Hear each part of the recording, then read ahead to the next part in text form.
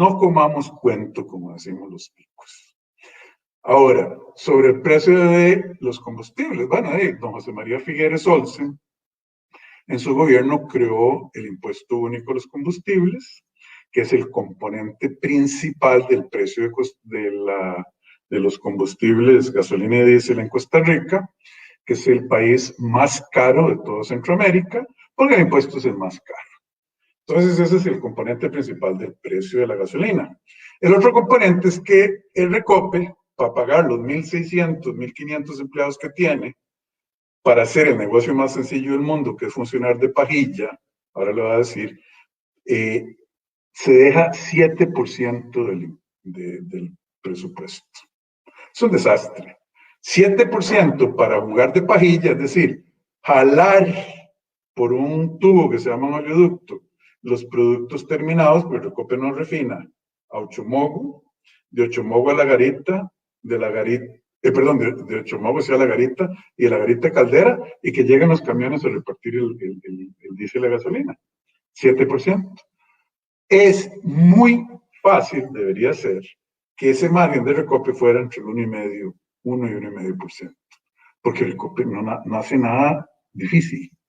Comprar petróleo, eso lo puede hacer cualquiera por computadora y si tiene las cuentas para pagar, aquí le llega el tanquero.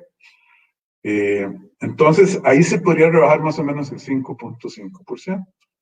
Pero el gran problema del consumidor de energía en Costa Rica es que el desperdicio, el exceso de gasto público con respecto a los ingresos tributarios en general es tan grande que ese impuesto que creó José María Figueres Olsen, hay que bajarlo, pero para bajarlo, ¿qué hay que hacer?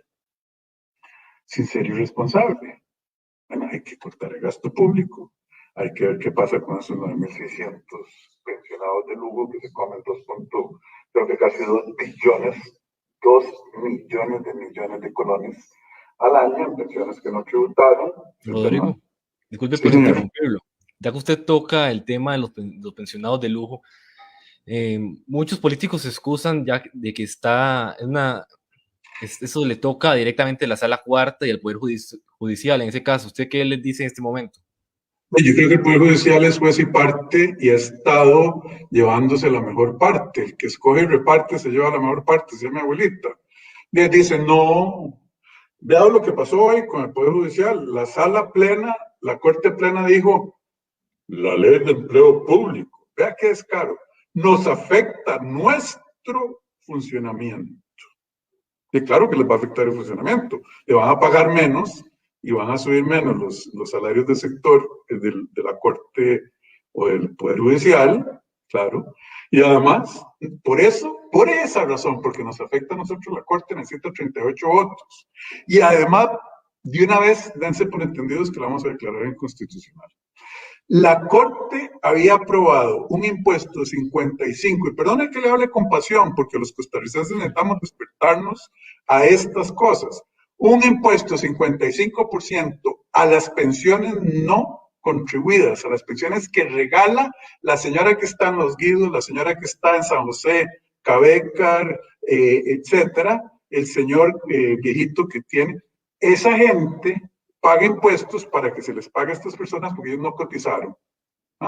Entonces, se les metió un impuesto de 55% y se limitó la heredabilidad, es decir, la posibilidad de heredar las pensiones cuando estas personas que se ganaron la lotería se mueran. ¿Y qué hizo el Poder Judicial recientemente? No, el impuesto de 55 es mucho, hay que 50%, hay que darles más plata. Y además, sí se puede heredar, especialmente, ¿verdad? Entonces, eso demuestra, don Carlos, que este país está totalmente capturado por grupos de interés dentro del Poder Judicial, dentro del Legislativo y dentro del Ejecutivo. Y déjame decir una cosa, esas pensiones de lujo no fue que la gente llegó con un revólver y se metió a la caja o al Ministerio de Hacienda y se me tiene que dar una pensión de 14 millones de colones y que yo no coticé por ella, no. ¿Quiénes la aprobaron?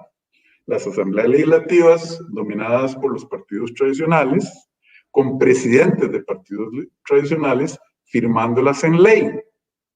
¿Y por qué hicieron eso? ¿Para beneficiar a quién?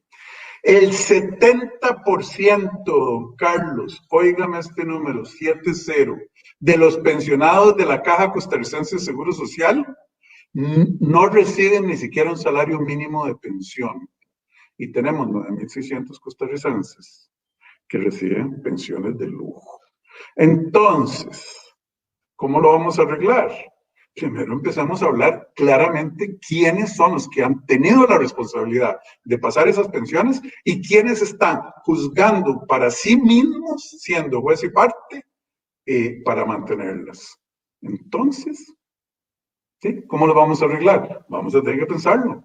Son 9.600 costarricenses que se llevan 1.2 billones de colones al año.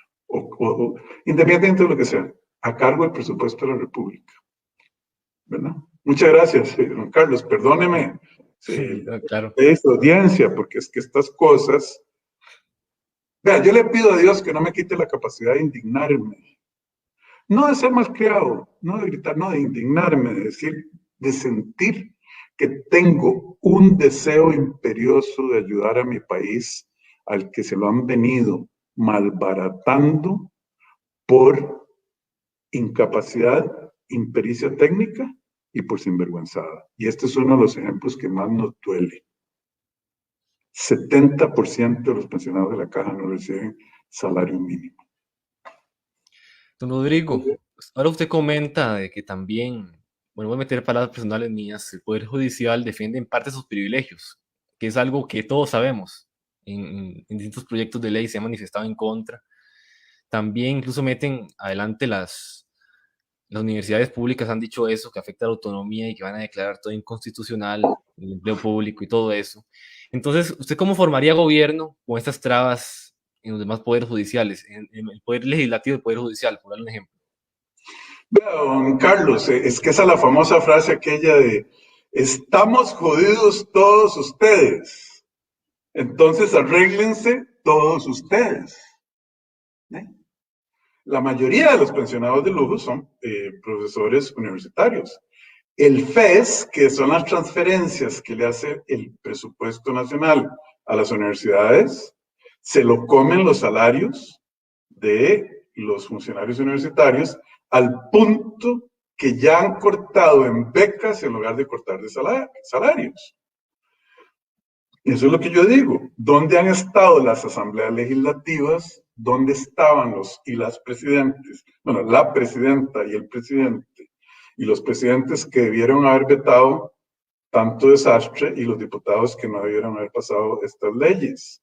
Bueno, ahora estamos en una situación crítica donde, como decíamos hace un rato, don Carlos, lo que está en juego es el destino, la estabilidad, el tejido social de este país. Entonces, costarricenses, como decimos nosotros popularmente, pellizquémonos. No le volvamos a dar el carro a quienes nos han manejado aquí y que hasta donde estamos en esta situación de crítica, tan crítica, y mucho menos que quieren seguir manejando hacia adentro en esta crisis que estamos.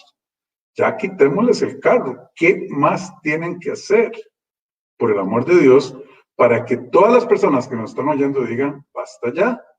Y por eso nosotros estamos constituyendo la alternativa para ese 87% de la gente que dice, ya por esto estoy harto de votar.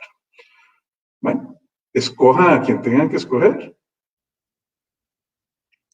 Rodrigo, ¿cuál es su equipo de trabajo en este momento? ¿Qué ha pasado con las coaliciones que han hablado las últimas semanas y meses? Por ejemplo, han sonado Eli Fensay, de Liberal Progresista, Natalia Díaz, no recuerdo el nombre, disculpen, el Partido Republicano Social Cristiano, entre otros. ¿Qué ha pasado con esas alianzas? ¿Cuál es su equipo de trabajo ahora? Ya que también hemos leído y usted está en unas alianzas con unos partidos nuevos. ¿Y cómo logrará cautivar al público en este momento para empezar a trabajar de cero, porque son partidos nuevos? Mira, los partidos políticos han perdido relevancia.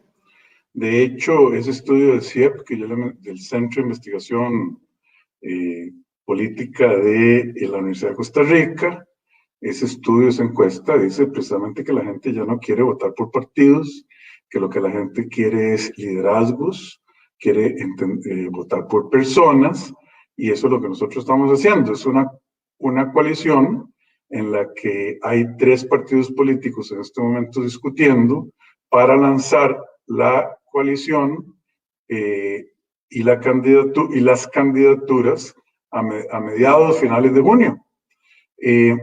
¿Con quién estoy trabajando? Yo estoy trabajando con un grupo de ciudadanas y ciudadanos altamente calificados, gente que han sido exitosos y exitosas en la vida, en muchas profesiones, en muchas partes del país, y que lo que quieren es arreglar este país. Si usted me pregunta quién va a ser ministro de Hacienda, yo no lo voy a decir. O si me pregunta quién va a manejar el ICE, yo no lo voy a decir, por una razón muy sencilla. Porque cuando uno anuncia y se compromete así, los que se quedaron, los que no consiguieron el puesto que querían, se desaniman. Y los que lo consiguieron pierden el incentivo de trabajar muy duro. Lleguemos ahí. Lo que sí yo garantizo es que estamos trabajando con las mejores personas, con equipos. Lo que se necesita es una personalidad jurídica para postular candidatos a la presidencia, candidatos a diputados, etcétera, etcétera. Entonces, estamos trabajando con 3. Denos un par de semanitas, 3 semanitas, y va a haber el anuncio ya. También hemos visto en los últimos gobiernos que hay poca comunicación entre el Poder Legislativo y el Poder Ejecutivo en este caso. Por ejemplo, en el actual gobierno ha habido discrepancias, por ejemplo, en el tema del cannabis y el proyecto del cáñamo, que varios diputados del PAC proponen un proyecto que el mismo gobierno ha dicho que no lo va a convocar, en ese caso, y siendo el cáñamo, y convocan el de cannabis medicinal, recreativo y medicinal en ese caso. ¿Cuál es tu opinión acerca de ese proyecto, don Rodrigo? Mira, yo creo que nosotros estamos en una situación que lo que tenemos que generar es todas las oportunidades de inversión y de empleo en el país. El proyecto de marihuana medicinal, imagínense cuánto vale un tarrito de CBD, que es la parte no, ¿cómo se llama? Que afecta la psicología, que afecta el THC, que es la parte que causa distorsiones a la capacidad de razonamiento. El CBD, lo que es un calmante. Eso es una opción interesante para producir en Costa Rica. De hecho, en Costa Rica la verdad es que eso se podría hacer bien y ser un país que en lugar de importar eso ilegalmente o producirlo ilegalmente, se puede vender de una manera muy efectiva. Yo lo apoyaría. Aquí nos comenta don Rolando Granados, le damos un gran saludo, don Rolando. ¿Cómo abriría fuente de trabajo usted? Y ahí meto a mí la cuchara, popularmente. ¿Usted cómo impulsaría los emprendimientos, las pymes, el pequeño negocio que tiene las personas que emprendieron principalmente en la pandemia? Vea, vamos a ver, partámoslo en 2. Aquí hay que hablar de emprendimientos, por un lado, y de contrataciones en el mercado formal de trabajo, que significa gente asegurada en la caja. Déjeme empezar por el segundo. Costa Rica ha visto un deterioro enorme, tanto por las afectaciones que hemos tenido en el mercado laboral, que yo creo que hay un 30% de las personas que participan en el mercado laboral que o no tienen trabajo o no tienen ingresos.